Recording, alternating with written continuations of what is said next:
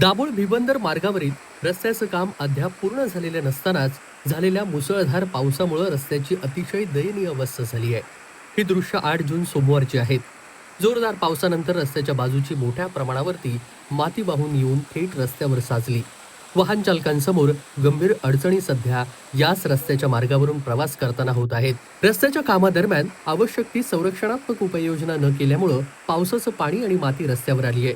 त्यामुळे रस्त्यावर चिखलाचे थर तयार झालेले असून दुचाकीस्वारांसाठी हा मार्ग अतिशय धोकादायक बनलाय। विशेषतः वळणाच्या ठिकाणी आणि उताराच्या भागात वाहनं घसरण्याची शक्यता सध्या या मार्गावर पाहायला मिळतेय। स्थानिक नागरिकांनी सांगितलं की या रस्त्याचं काम अर्धवट अवस्थेत असल्यानं पावसाळ्याच्या सुरुवातीलाच अनेक समस्या निर्माण झाल्या। वाहतुकीला अडथळा निर्माण होण्याबरोबरच अपघाताचा धोका देखील वाढलाय। रखडलेलं काम पूर्ण करून पावसाळ्यात नागरिकांची गैरसोय टाळावी अशी मागणी सध्या भिबंदरमधील नागरिकांनी केली आहे। कोकण कट्टा न्यूज, भिबंदर, दाभोळ, दापोली।